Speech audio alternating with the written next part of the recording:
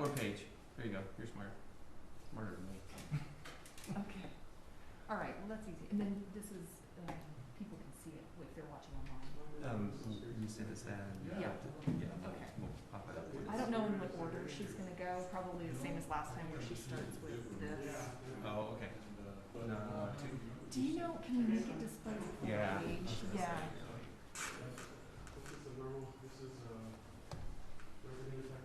So you'll see all that stuff at the top, and you can see the full page.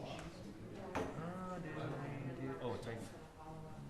This is really hard to run a mouse this way, right? I say not much, but I can talk to Margaret about. You know anything else that would make it more full screen? Can you get rid of this? Yeah, I absolutely. Go to tab all. I don't see anything else. Oh, in it's full screen. zooming. It's at 138%. Maybe that's why. Should I go down? Yeah, maybe down to. Yeah, there you go. I think that's Better? better. Is this F11.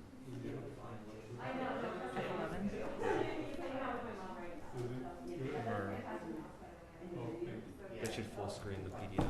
Oh, there thank you you. go. Smarty. You are always good to have around us. Okay, perfect.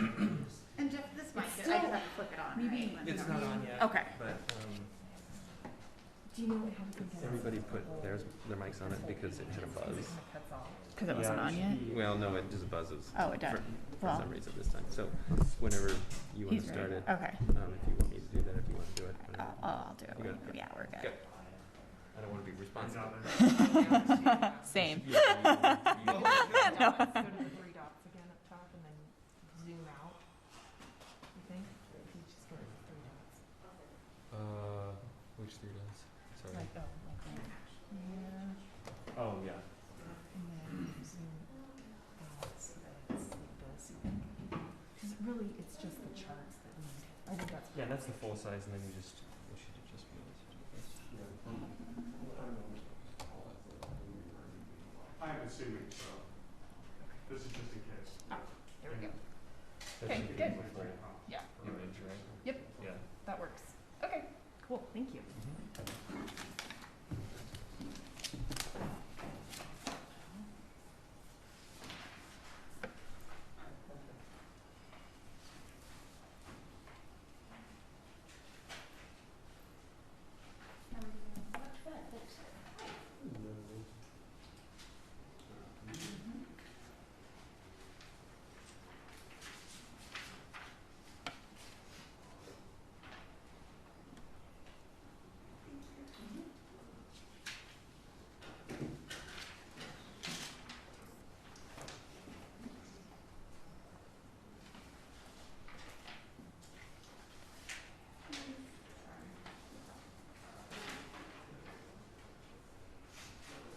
Thank you so much.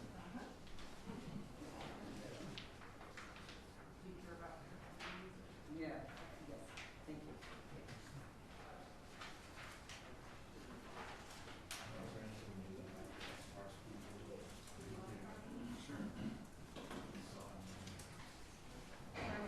It's okay, no. It's amazing how much you use it. Marissa, Yes, has there been a press release about the broadband grants? about the broadband grants. I don't believe so. That would probably come from Commerce. I can check with them, but I haven't seen one. Interesting. Yeah. Okay, Yeah. I know who to ask.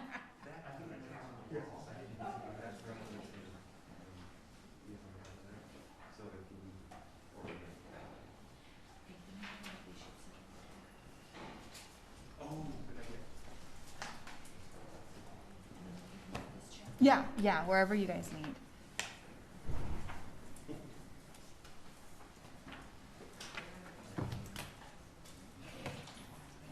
And on the Idaho Public Television feed, they're taking the graphic full screen, but they do have captions.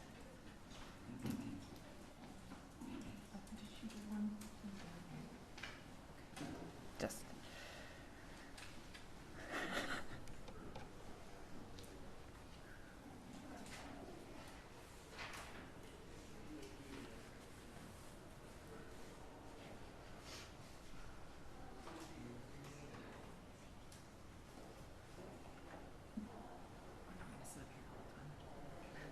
You don't want him?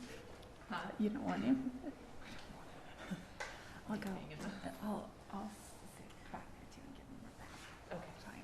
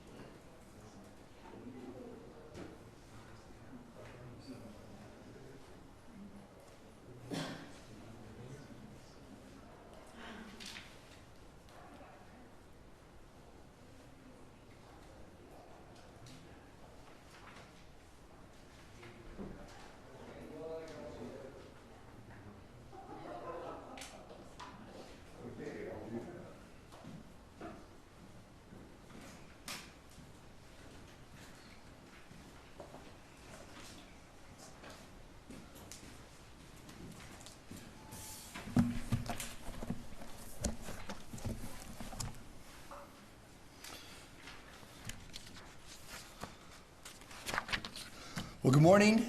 Thank you for joining us here today. I'm pleased to announce Idaho will enter the final stage of our Idaho Rebounds Plan to safely and responsibly open our economy in stages on Saturday. You'll get the details in a few minutes. All along, our focus has been to protect the health and safety of Idahoans and preserve healthcare capacity while ensuring a strong economic rebound so that we can restore prosperity we had just months ago. Our collective efforts to abruptly slow the spread of coronavirus back in March and April worked very, very well. By the end of April, we saw a consistent leveling off of new cases. There was no other way to effectively slow the spread of this deadly disease in our state without the actions that we took together. The no action alternative would have been a catastrophe and ultimately would have led to deeper economic fallout than we're experiencing today. We've taken many steps to alleviate the hardship caused by this global pandemic. Earlier this week, I joined mayors, county commissioners, my partners in the legislature in announcing Idaho will leverage our federal coronavirus relief funds to cover local public safety salaries and ensure that no reductions in public safety during these unprecedented challenges. At the same time, we're giving cities and counties the opportunity to pass on savings to property taxpayers. The move is expected to result in $200 million in one-time property tax relief. That could mean a 10 to 20% reduction in your property taxes this year. We led the nation in our support of small businesses, making a 30-day supply of scarce personal protective equipment available to them and directing millions of dollars in rebound grants to more than 5,000 small businesses in Idaho. We listened to businesses large and small, and we're offering return to work bonuses to get folks off unemployment and back to work safely. The jobs are coming back, but businesses tell me that they're having a hard time recruiting employees. The return to work bonuses are based on a basic conservative principle. We much prefer people working and contributing to our economic velocity to people collecting unemployment. Work strengthens not just the individual and their family, but all of society.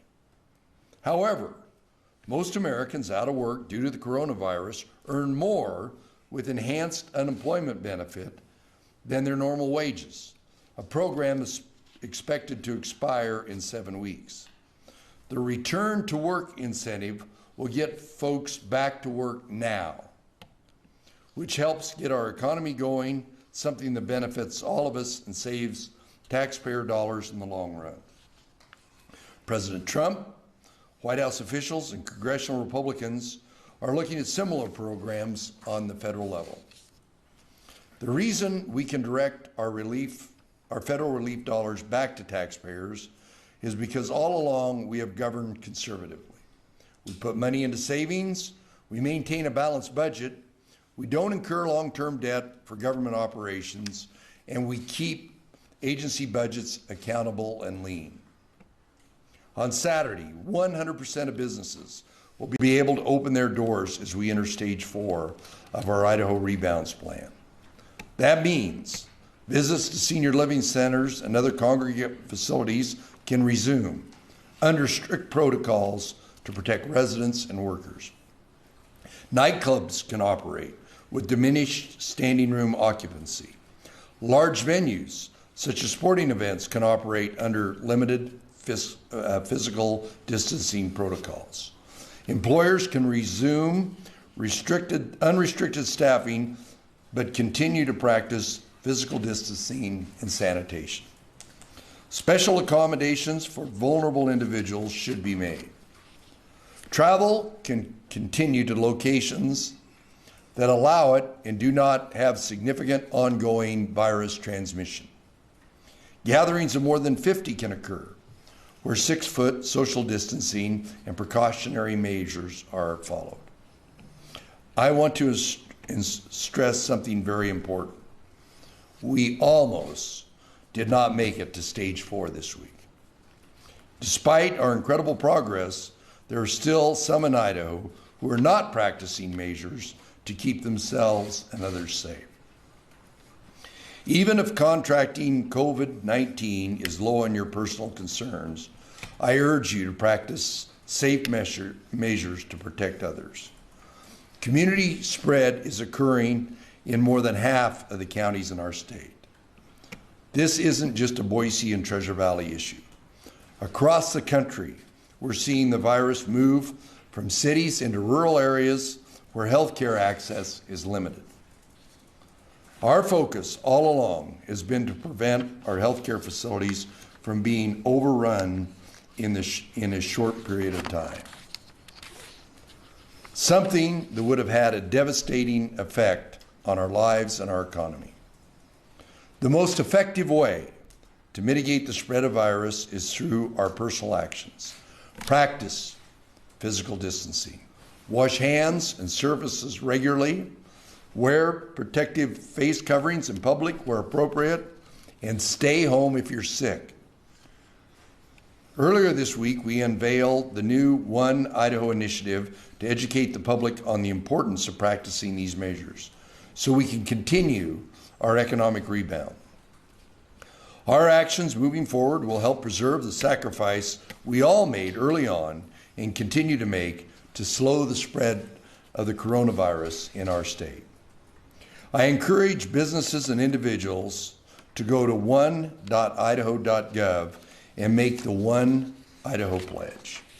I'm confident that with the continued support of all Idahoans, our economic rebound will happen more quickly and more robustly than any other place in the country and the world. Now, I'll let Dr. Hahn discuss the specific metrics of us moving into stage 4, and then we'll take some of your questions. Dr. Hahn?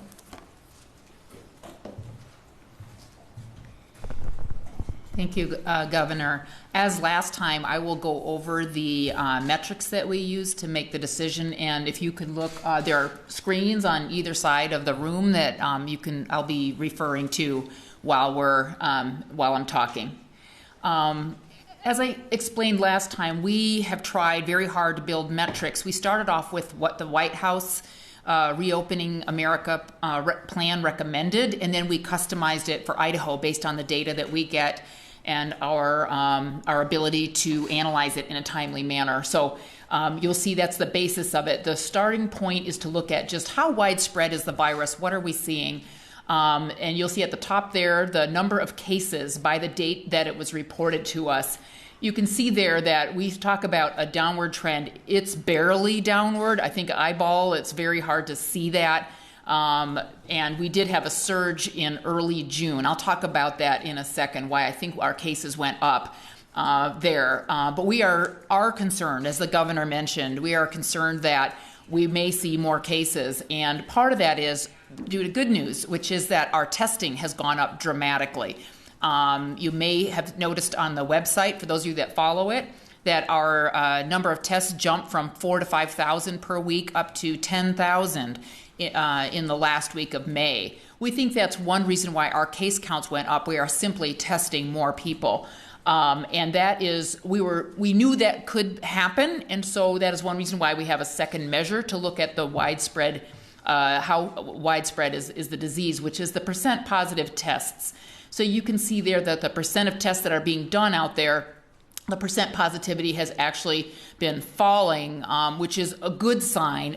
Partly, I think we are testing more people who are asymptomatic, which is what one of the recommendations is from public health and national leaders, is that we should be testing people, screening people, for example, going into work, maybe going into healthcare, that type of thing. So we think this is a good reflection of more testing going on, and it is somewhat reassuring that we don't have a lot of disease out there that we are not detecting. We still have a ways to go with testing. We'd like to see at least 10,000 a week continue. We are trying to meet the federal goal of testing 2% of our population per month. So we're headed in that direction, so we see that as a good sign. The next area we look at is what we call syndromic criteria. So this is looking at the reason we talk about syndrome is these are people that are showing up in emergency departments, and we don't know for sure they have COVID, but they have an illness that is what we call COVID-like. And we're doing that because sometimes delay in testing, test results may take several days, and we're trying to get a more real-time picture of what's going on in our emergency departments. So this reflects not only people who might be seriously ill with COVID, which is very concerning, but also burden on our healthcare system. How many people are being seen in the emergency department? And then the lower graph looks at how many people are actually admitted to the hospital from the emergency department. And you can see there reassuringly that we are seeing a downward trend, not a very strong one, though we'd love to see that even farther as far as people coming in with that illness. Again, we can't say from this graph how many of those people actually have COVID, but we know that influenza, for example, is decreasing throughout the state. Other respiratory viruses are decreasing. So we think this is probably a fair picture of illnesses that in many cases might be COVID. Our third area, our last area that we look at is healthcare burden of the inpatient situation. How are hospitals doing? And we continue to see good availability of ventilators and intensive care unit beds, as you can see in the chart there. You'll notice a slight drift downward in availability of ventilators and intensive care unit beds.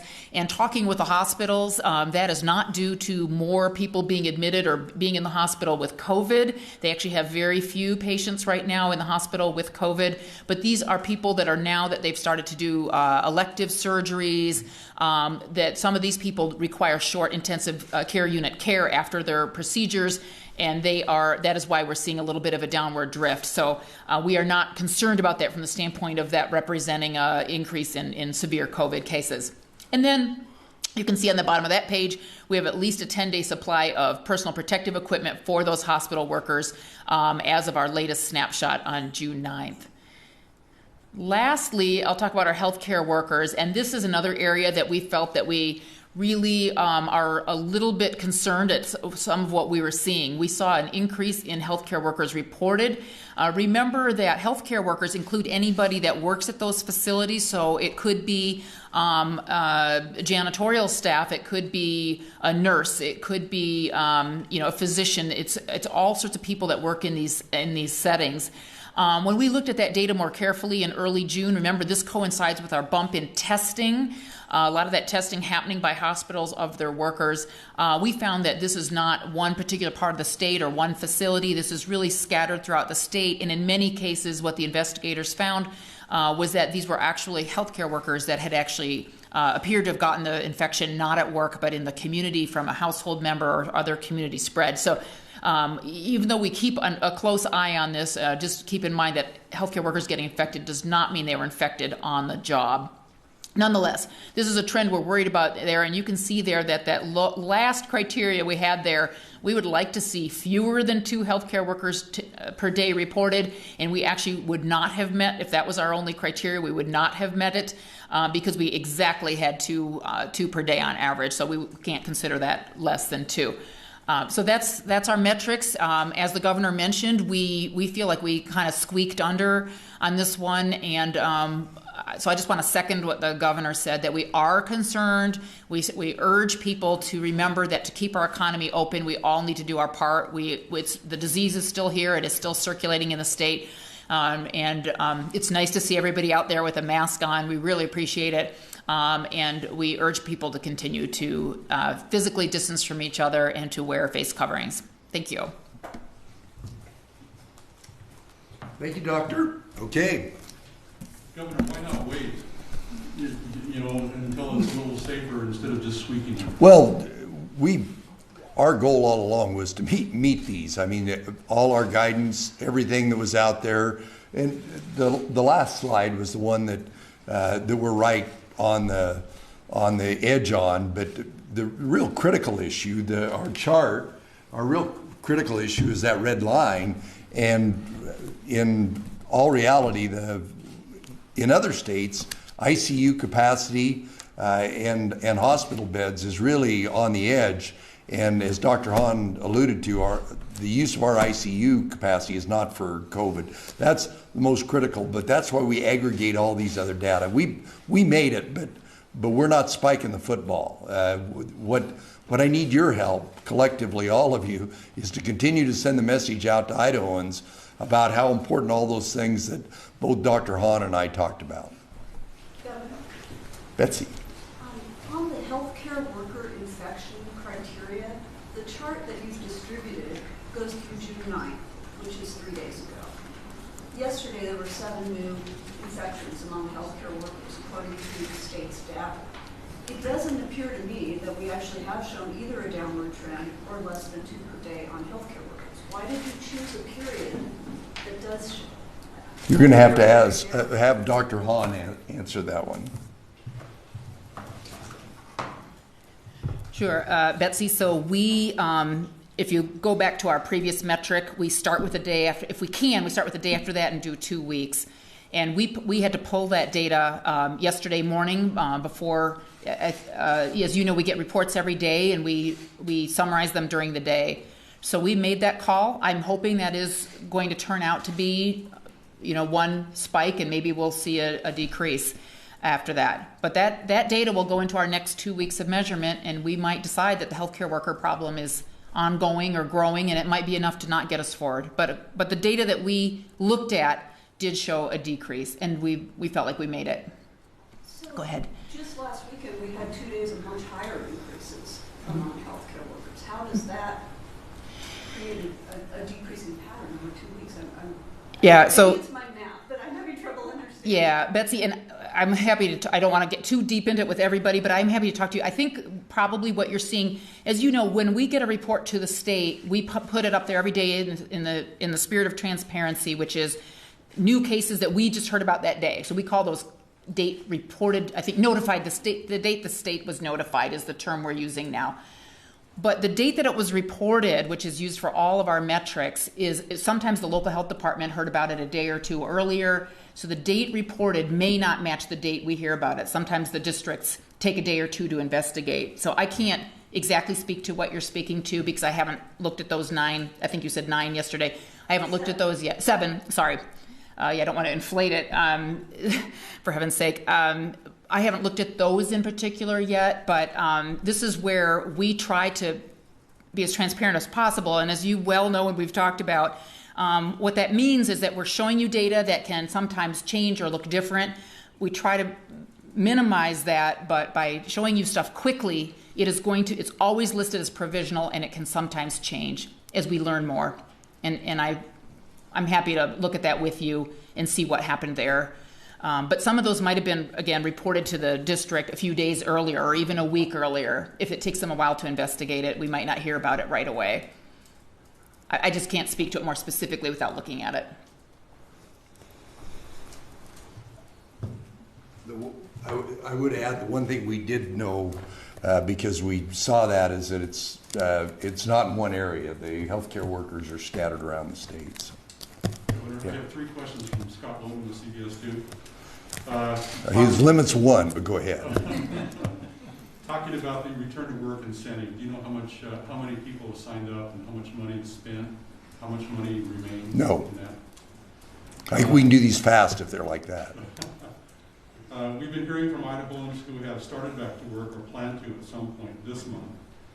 They've never received any federal or state unemployment benefits in their weeks and weeks of being laid off. They've had to use some savings or borrow or just do without. Did the state and federal government fail these citizens? Marissa's telling me you have to repeat the question. The earlier one was easier. Well, the question is about the number of people that some of them have returned to work, some of them haven't, that aren't getting benefits. Once again, as I have, I think every time I've been asked about this, yes, the state and federal government did fail. I readily admit that. I will tell you that we put people, we put training, we put hardware, we put software, we put a call center, we're changing rules, we're changing management. Yesterday, I had 2 different meetings about it yesterday. We believe we're on a pathway and I don't want to commit, we believe we're on a pathway to have all these addressed in a matter of weeks.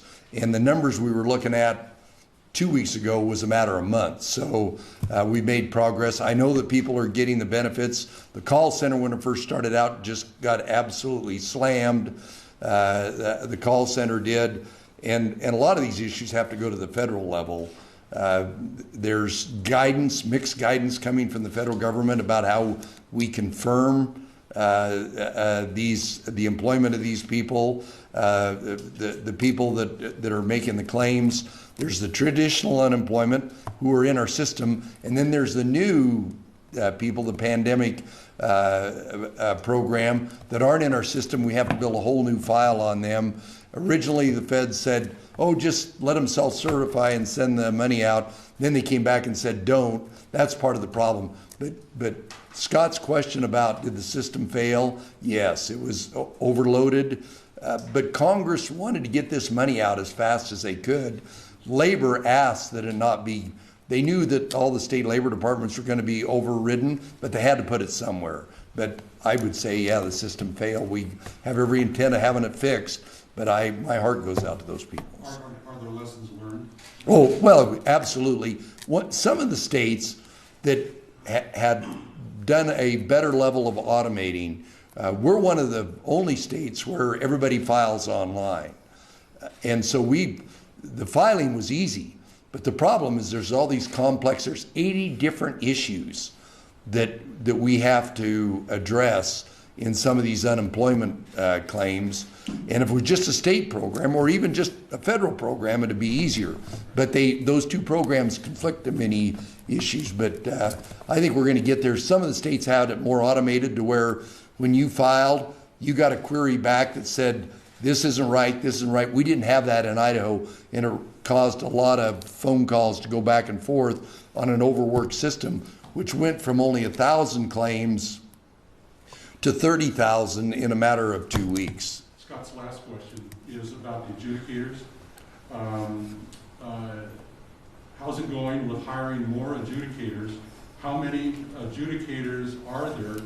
And do you know how many claims each one is assigned to? We actually the question is about adjudicators, and adjudicators is a technical name for the people that really do the technical issue, that know all these 80 different issues, that know how you confirm that they weren't fired, how you confirm that they aren't getting benefits in multiple states, how do you confirm that it isn't a scam like some of the other states have gone, where they've shipped millions and millions of dollars to scam artists that are based overseas. Those are all and the adjudicators are skilled people. So I just can't hire a call center or hire people off the street without taking my trained adjudicators and having them lessen their throughput as they train the new adjudicators. But we've got a pathway. We think we're going to get there pretty soon. But I don't know how many adjudicators. We'll get back to you on that. Governor, what happens if the number of cases spike, especially among healthcare workers? Does the state extend stage 4? Or is there a chance we go back, into phase 3? There are, all options are on the table. It's all dependent upon the magnitude of the spike. The critical issue is that we have, and we haven't even gotten to the blue bump. We didn't want the orange bell-shaped curve because we've been able to address these people in this issue. But if we get close to that red line, if we see a trend, if the statistics that Dr. Hahn alluded to, there are lots of options.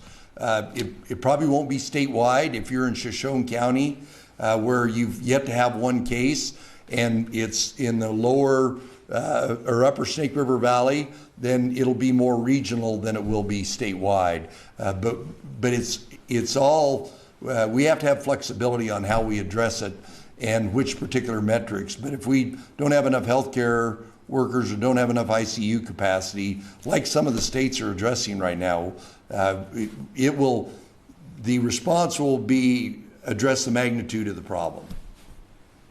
Yes, Keith. About stage 4 that concludes on June 26th. Do you see the state kind of staying in a stage 4 holding pattern after that, or do you plan to lift stage 4 restrictions if the numbers are still decreasing? Well, Keith's question is at the end of stage 4, what next? You can go to Dr. Hahn and Director Jepson's website and see all the guidance that's there. These are all recommendations, guidance that we didn't have in any of these, whether it be a church service, whether it be a long-term care facility, whether it be a restaurant, whether it be a movie theater, whether it be any of the items, and of course the the announcement and what's going to take place Saturday are long-term care facilities, which we all know are some of the most sensitive areas we have. All that guidance, all that direction is going to stay in place, and then it'll be adoptive. It'll be adoptive to new science we get from the federal government. It'll be adoptive to how our testing is progressing. Are we addressing the testing desert? It'll adapt to what we have done in tracing. So the answer is at that termination date of stage 4, there will still be a lot of guidance that we have out there, but the restrictiveness of it will be directly proportional to the behavior of businesses and individuals going forward to suppress the numbers going forward. So, Melissa.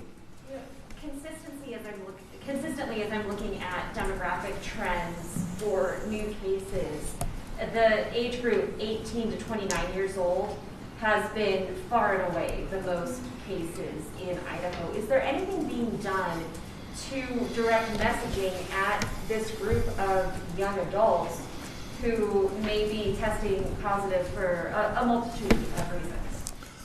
Well, our One Idaho is directed at a broad demographic, but you bring up a good point that is some of the areas that we talk about, and that's why nightclubs are in stage 4. There's no question about it, but we need your collective help, and that's a good suggestion. We'll look at directly targeting some message. There's some of it there. But as we see those numbers come in, that's good counsel and advice. Betsy. Governor, I have a question for you about contact tracing. During your AARP call-in this week, there was a caller who asked, how come contact tracing in Idaho doesn't include publicly announcing where a person who tested positive has been, what stores they visited, on what days, and so forth, so that all of us who were in the same place will know and can protect ourselves? And I didn't hear the question answered. Contact tracing in Idaho, as Director Jepson explained, is very much just going to the person, asking who they've been in contact with, and then talking to those people about who they've been in contact with. But nobody knows who they were in contact with at the grocery store or in other public places where there are many people. How come Idaho has not taken that step as part of our contact tracing? Well, as the question is on contact tracing and what we do, and I'll let Director Jepson talk about some of the details of it. But in other, particularly Asian countries, it's more tracking than tracing. Our model that we've had is predicated on if you test positive, you have a lab confirmed positive test. Where have you been? Who have you been in contact with? And of course, as the science evolves, if you walk through a grocery store and don't cough on your neighbor and maintain, it's way different. I would submit that it's probably not a good idea that everybody in the grocery store gets contacted and said there was someone there and to panic about it. So I'll let Director Jepson does a good analysis of how our tracing system works versus a tracking system that exists in particularly Asian countries where the whole concept of personal private security is different than it is here in the United States and particularly in Idaho. So,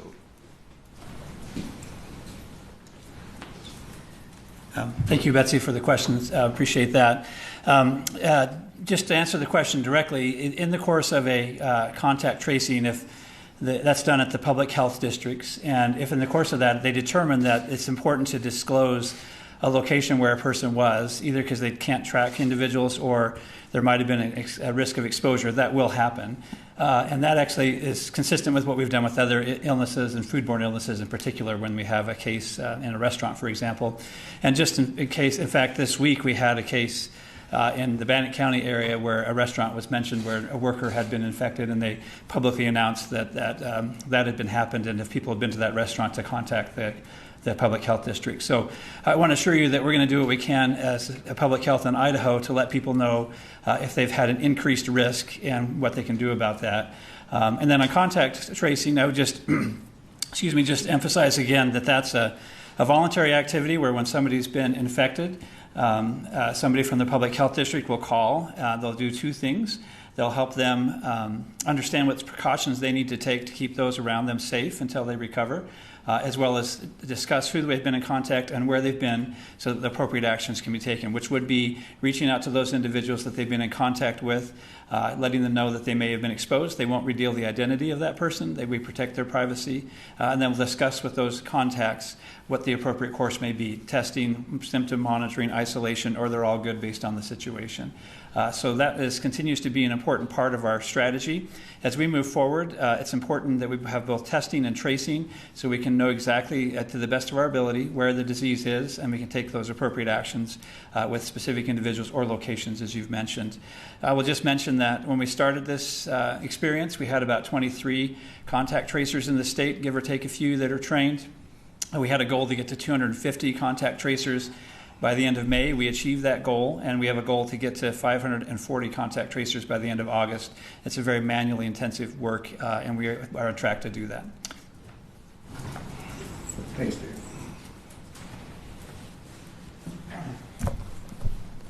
This might be a question for either you or Director Jackson. I'm sure it is. I'm curious whether the department is tracking deaths of despair, so suicide, overdose, alcohol-related deaths, and whether there's any coordination with either the local treatment centers or perhaps the Office on Drug Policy to address issues related to addiction and how to treat substance use disorders in a time of increased stress and increased isolation. Well, the question is about increases in the level of behavioral health issues, and most importantly, behavioral health deaths. And I'll let Dave talk about it. I had a call yesterday with the opioid task force, and then 2 weeks ago I had a call with the Supreme Court. As most of you are aware, we instituted a behavioral health council, which is the executive branch, the judicial branch, and the legislative branch, to look at the totality of behavioral health issues. I emphasized to our opioid working group yesterday about how important their input is into some of the activities we have. We know that there's more stress in a lot of areas, but and maybe Dave can respond to this. One of the things that has been if there are any benefits, is our delivery of remote healthcare, of telehealth, and the delivery of telehealth in the behavioral health area. I was a bit of a skeptic, but the evidence is compelling about how effective the delivery of telehealth is. As you're aware, you may be aware, a lot of our telehealth was because I waived some rules at the state level, and the federal government waived some rules. We're trying to aggregate those rules so that when we get out from under the emergency order, we can continue with the efficacy of that. But I'd let Dave address that. Thank you, Melissa, for the great question. Clearly, the pandemic has created extra stress on everyone, including all of us here in this room, actually. And that's led to an increase, as far as we can tell, in certainly anxiety and potentially depression and other behavioral health issues. It's something we've been concerned about from the very beginning. We do track the death data, and clearly even one suicide is too many suicides in the state. But we actually have seen a slight decline in suicides over the last couple of months, which is surprising to us, but a good thing. We'll take that whenever we can get that. We do continue to monitor the health of individuals. We have stood up a crisis health line that's staffed by the behavioral health division at the department. It's 24/7, and individuals can access that either through 211 or through the coronavirus 800 hotline, or it might be 888, but the coronavirus hotline that's on the website. And that's available for individuals that may need access to immediate help or a direction to services that are available. As the governor mentioned, throughout the pandemic, through his executive order action and waiving of rules, we've been able to greatly expand the use of telehealth. I was just looking at that data this morning, and for behavioral health, the same time period, this is in Medicaid, for this same time period, March, April, and May, last year, we had roughly about 450 telehealth visits. In this last period of time, we've had 53,000 telehealth visits in the last 3 months. And that's actually expanded to include substance abuse, as well as just not just your normal counseling. So we will get back to both telehealth and normal visits as appropriate. It's very important to us to stay on top of helping the citizens of Idaho manage the behavioral health side of this, and we'll continue to focus on that. Just a quick follow-up, Governor. Did I hear you say that you want to extend the telehealth rules changes that you made for the emergency to continue permanently? Absolutely. We'll look at all of them, both the federal rules, and Dave can talk about this, but the ones that we waived. But what's Director Jepson deals with Medicaid and Medicare. Private providers, whether it be a business that provides the benefit to their employees, or the carriers in Idaho, have all been very, very helpful in expanding telehealth in Idaho. We went, and Dave may know the numbers, we went from being one of the lowest states in telehealth to one of the highest in a very short period of time. But it was a combination of our hospitals, of our providers, of the people that pay for insurance, of the department, of everybody collectively addressing what we always knew we had in Idaho, which is really shortage of health care. We've got, we talk about testing deserts, we've got healthcare deserts. We've got a lot of Idaho where there isn't a lot of health care. And that puts me into another issue of one of our recommendations that I think I signed yesterday is about $50 million more into expansion of broadband, because whether it's healthcare, whether it's education, whether it's business, whether it's any of these areas that don't have broadband, we're going to leverage those federal dollars with other dollars to try and expand that, and telehealth will be a big beneficiary. Did I miss anything, Dave? Okay. Joey. I wanted to talk about the senior living facilities and allowing visitors to come back in. Are those protocols going to come from the state, or are they going to have to come up with them themselves? And then what are those protocols going to look like to protect the residents and the workers in those facilities? Well, I'll let Dave talk about the specificity of it, but it is critical. That's one of the questions early was about going into stage 4. That was one of the areas that would really,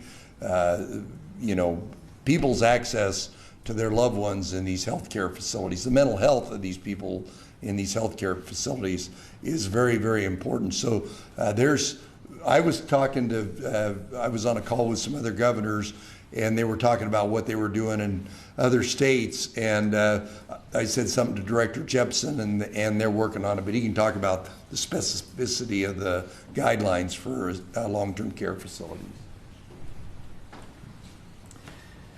We will issue state-level protocols and guidance, just like we have with many other categories. That'll be up today. It's been reviewed by we have a long-term care strike team that we've had since the beginning, who's helped us to craft that. That's made up of both professionals in the industry and public health officials as well. We've gotten feedback from all the public health districts and had input, frankly, from families and others as we've thought about that. That guidance will be up later, probably shortly after this press conference, to help those facilities know how to manage that. It remains a concern of ours. We know that a case within a long-term care facility can be devastating. So that protocol, I want to be clear that we will not be opening the doors and business as normal on Saturday. Those facilities will have very clear guidelines and approaches to both keep those residents and staff safe, as well as those that are visiting. And it will include protocols of sanitation and specific places to meet, and leveraging outside, frankly. If the weather's good, that's the best place to have some of those, and possible for the resident to have some of those visitations take place. We are simultaneously nervous about that, as well as excited about that, because we know that for many of these families, it's been a long time since they've been able to have direct contact with their family members. So we would just ask those that have individuals in long-term care facilities to please respect those protocols. They're there to protect your family member and you, but we want to have a path for you to get back into some regular contact. Betsy. Governor, with regard to visitation in long-term care facilities, there certainly has been a rising drumbeat around the state about the impact of cutting off visitation on the mental health of residents. In all of your previous stage announcements to move into the next stage, you've moved something up. Given the fact that we are so close, just squeaking through on the criteria this time, why did you not move up that visitation with those protocols, but hold off on stage 4 for the rest? Was that something you considered? Well, we considered everything, but they are such a sensitive population. I mean, people in mass incarceration, whether it be jails or prisons, and people in long-term care facilities are where you see, the most disproportional impact from the coronavirus. So that was why it was moved into the latter stages, and it is in this last stage. But collectively, over time, that emotional distancing of people with their loved ones starts to have a counteracting effect. What's changed all along is our testing capacity, which was really critical. Director Jepson, we are up to where we can do perhaps 20,000 tests a day if we need to. So if we have a run particularly in a community where we have multiple long-term care facilities, we have got to have testing and tracing capacity. So the growth of those two tools that we need made it to where we could open the long-term care facilities up. I think that answers your question, doesn't it? I have a question outside of the reopening plan, if you could. I think we'd all appreciate it. Just a comment on the David Dabble investigation. Well, it's, I guess some certainty is a relief, but, most people, and I was in that camp, thought that the final outcome was not going to be great. And I feel terrible for the family and the community over there. But some certainty is probably somewhat of a relief, even though it's a sad, sad, sad day for Idaho. Physical distancing in places like sports venues, what is that going to look like necessarily? I know Boise Hawks still are undecided if they're going to have their season or not. What would that look like if they did decide to play some games? Well, we'll be issuing guidance on it, but it really, it's pretty universal. You're hearing the NBA and the professional baseball. It's, where are those points in a venue? And a lot of it's the entry point and the exit point, the bathrooms, which are always an issue, whether they be in our parks and playgrounds in Idaho or whether they be at one of those venues. Obviously, any of the concession areas, those are all being addressed. And it doesn't matter whether it's a semi-professional baseball, a Boise State football game, a rodeo. The protocols that we have tried to emphasize over and over and over that we have here are going to be necessary in those areas. All those sacrifices that everybody made in Idaho are dependent upon the collective compliance of people, whether they're going to the grocery store or whether they're going to a hockey game. Outdoors is always better than indoors, but common mixing points for people to go in What do you do about capacity? It's just like restaurants. So it's not uncommon from all the other things. It's that common denominator of that spacing between you and I, to where if, heaven forbid, one of us coughs or sneezes, that we've got a face covering on, and that we're maintaining those distancing. So it's common with everything else. The one things that we had to open right from the beginning were healthcare and people's ability to eat, grocery stores.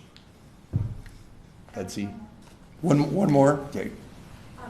Governor, all of your previous stages strongly recommended that employers allow workers to telecommute if that worked for business purposes. I did not see that in stage 4. Yet many businesses have found that many of their workers can telecommute safely, and it has worked for business purposes. Are you continuing to encourage that or not? Well, yes, and it goes back to the question about sport venues. If you've got a workplace where people, where you've got the higher level of hygiene and you need the people back there, but if you've got a place where work can be done efficiently from home, you should do that. It's all about minimizing transmissible moments in the transmission.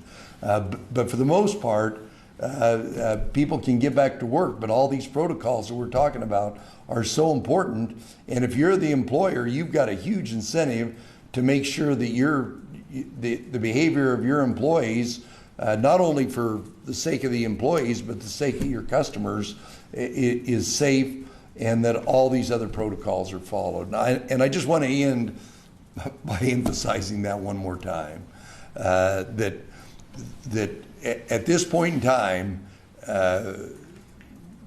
it is really critical that everybody in Idaho be part of this team to modify their behavior. I am convinced that if we do that, just like after the 2009 recession, Idaho will lead the nation and the world in their economic rebound. But it is dependent upon each and every one to practice that good behavior so that we can manage this until we either get a good therapeutic or a vaccine. So with that, thank you all very much. All right, there you have it. The news conference lasting about 48 minutes this morning as Maggie and I join you live once again today. Maggie, of course, the big news coming out of this, the governor right off the top said that Idaho is moving into stage 4 of the reopening plan, and that is Saturday morning at 12:01 a.m. Saturday, and that period lasts for 2 weeks, as the previous stages have as well. Yes, indeed, but he did also say we narrowly made it. He said we just made it. He said, you know, we need to be very vigilant, continue to wear face masks, social distance, wash our hands, stay home when you're sick. There are a lot of viewers out there who have let us know that people are just not doing those things right now, that social distancing has kind of gone out the window. People aren't wearing their masks. So the governor is reminding all of us that this is a real risk here to keeping our economy up and going. We have to make sure that we follow the guidelines and the protocol. Yeah, and the state epidemiologist, Dr. Christine Hahn, who is the infectious disease expert for the state of Idaho, said that the same thing. She echoed the governor's sentiments about that, about people needing to keep practicing social distancing, wearing masks, washing their hands. And one of the criteria that they talked about, Maggie, was that healthcare workers and the number of illnesses that they've been reporting. And she said if that was the only criteria, and the number of healthcare workers being diagnosed with COVID-19, the state would not have been able to move forward. And that is an average of 2 per day. And she says they were right at 2 per day on those healthcare workers testing positive. So if that were the only criteria, we wouldn't be moving into stage 4. So more health workers are being diagnosed. They also mentioned that could be the result of more testing available as well, but still the metrics are what is important here. We also want to mention they're currently watching people showing up in ER departments with COVID symptoms, how many are admitted to our hospitals and the hospital load. And Hahn says Idaho has a good availability right now of ventilators and ICU beds. That is important to mention because, as you know, that's what we watch is the hospital capacity. And the thing, one of the big metrics too is you talked about testing, and Christine Hahn said that the number of cases is going up because of so much more testing. It went from 4,000 to 5,000 a week to about 10,000 a week of people getting tested. But the important number there is that the percentage of people testing positive, even with the increased testing, that has stayed on a barely downward trend on those 2-week sections that they look at. And so that was another criteria that we met, but she said we just sneaked under. And I also want to mention, Doug, we did address unemployment during this news conference, and I think it's telling to mention the governor did admit today, he said the state and the federal government did fail, and that his heart goes out to people out there who are watching right now who have not received their unemployment benefits. We know there are so many of you out there. You continue to message us and send us emails and call our newsroom. So the governor is admitting that this has been a failure, but he is working hard to recoup that, to make it work, and to get those people their unemployment benefits and get them paid out. Yeah, Maggie, I know I've heard from people 7-8 weeks, if not longer, that they've been applying week after week after week and have not received a penny yet in their unemployment insurance. And some of those people are upset about one of the plans the governor touted today as well, and that is the return to work incentive to get people off unemployment and back to work. It's $1,500 for full-time workers, $750 for part-time workers, because he said he's been told by businesses that they're having trouble recruiting people to get them off unemployment. Those are the people who have actually been receiving unemployment, of course, with that $600 extra per week from the CARES Act. And also we should mention, he said, which I think is a very interesting quote, he said, we made it, but we're not spiking the football. So there's not a lot to celebrate today with our progress here. He says we need to keep working to keep each other safe because the risk is really still real and still out there in order to keep our economy moving. And that's what we all want to see, is people going back to work, businesses open. As of this Saturday, Doug, 100%. Of Idaho businesses will be back open. The key here is physical distancing, still wearing those masks and making sure we can keep the spread down. Yeah, and our Joey Prechtel asked the governor, what if there is a spike in overall case numbers, as well as that very important metric about the number of healthcare workers being diagnosed. And he asked, would it be possible to extend stage 4 then beyond 2 weeks, or even to pull back and maybe fall back into stage 3 restrictions? And the governor said that if that were to happen, if that spike were to happen, it would most likely be a regional approach. So if there was a big spike, say, in the Panhandle, they could focus the attention right there and put restrictions in place that could do that. Or if it was in Southwest Idaho or in the Treasure Valley, that's where the focus would be, rather than it would like a statewide order. It would be attacking the problem where it exists, where that spike is, where that maybe major community spread is happening. And we're going to have a full wrap up of this, plus you can watch the news conference on our website, but we do want to mention mental health. Many of you have contacted us asking how many people are being impacted by suicide or maybe an overdose or something of that nature because of the despair out there. And they did mention that the Health and Welfare Director, Dave Jepson, said suicide numbers are actually down in the past few months, which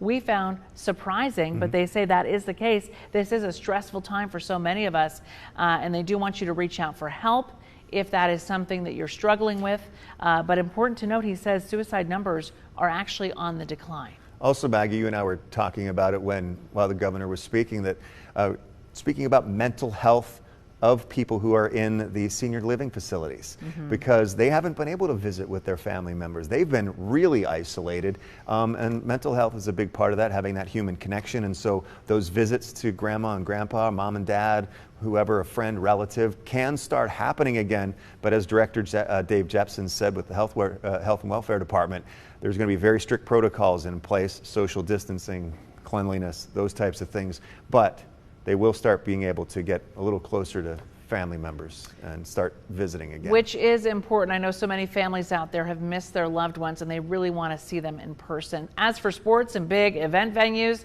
Doug, the governor just touching on the fact that entry points, exit points, concessions, bathrooms, those are major issues because we don't want people crowded together, not to mention capacity has to be reduced in these venues, and people are going to have to physically distance, fans are, in these venues where we're not really sure what that's going to look like in terms of football and other sports. We're going to have to wait and see, but there is going to be more guidance today on the website from the state. And you hit the nail on the head there, is that the crowd sizes are going to be smaller, whether that is a nightclub, a basketball arena, a football stadium.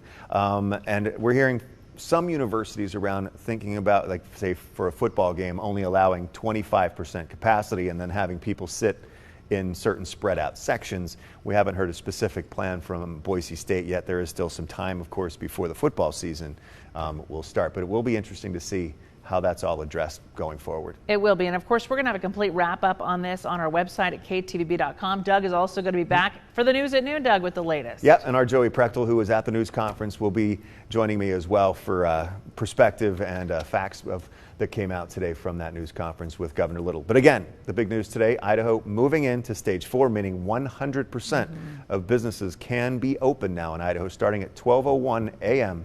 Saturday morning. We'll see you back here for the news at noon and a complete wrap up.